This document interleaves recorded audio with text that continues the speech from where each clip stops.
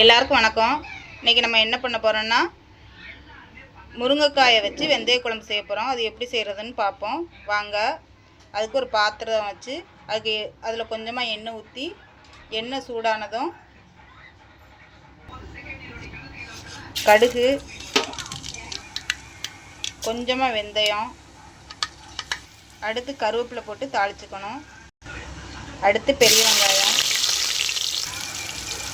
வெங்காயம் போட்டு ஒரு கிளறி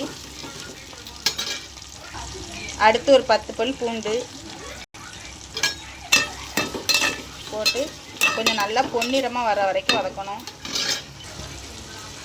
வெங்காயம் கொஞ்சம் நல்லா வதங்கிருச்சு. அடுத்து தக்காளி சேர்த்துக்குவோம்.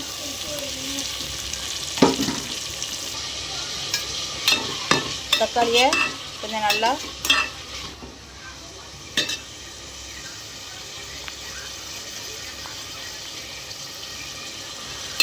வதக்கி விட்டுக்குவோம். கொஞ்சம் தக்காளி வதங்கியதும் அடுத்து முருங்கைக்காய் சேர்த்துக்குவோம்.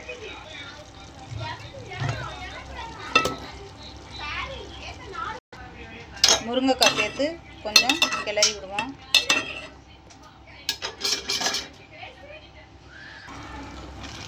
அடுத்து கொஞ்சம் மஞ்சள்தூள், அடுத்து கொஞ்சமாக மிளகாய்த்தூள், அடுத்து சாம்பார் பொடி கொஞ்சமாக,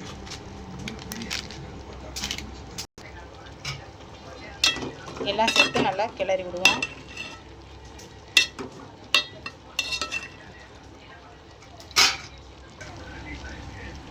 நல்லா கிளறி விட்டாச்சு. அடுத்து கொஞ்சமாக புளித்தண்ணி சேர்த்துக்குவோம். நான் கொஞ்சமாக புளி எடுத்து கரைச்சி எடுத்து வச்சுருக்கேன். அது கொஞ்சம் சேர்த்துக்குவோம். புளி கரைசல் ஊற்றியாச்சு. கொஞ்சம் நல்லா கொதிக்கட்டும். குழம்பு நல்லா கொதிக்குது. இப்போ தேவையான அளவு உப்பு சேர்த்துக்குவோம்.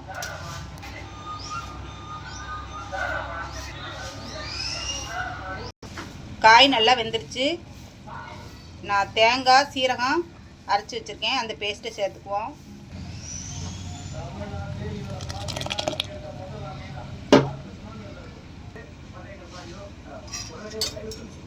அடுத்து கொஞ்சம் நல்லா கலந்து விட்டுக்குவோம்.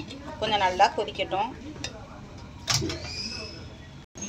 நல்லா கொதித்து வெந்து வந்துருச்சு. அடுத்து நான் கொஞ்சமாக வெந்தயம் எடுத்து வறுத்து பொடி பண்ணி வச்சுருக்கேன். அதையும் கொஞ்சம் சேர்த்துக்குவோம். லாஸ்ட்டாக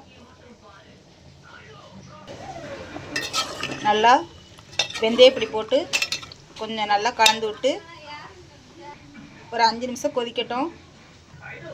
என்னோடய ஸ்டைலில் முருங்கைக்காய் வெந்தய குழம்பு ரெடி ஆயிடுச்சு. நீங்களும் இதே மாதிரி செஞ்சு பாருங்கள். ரொம்ப நல்லாயிருக்கும்.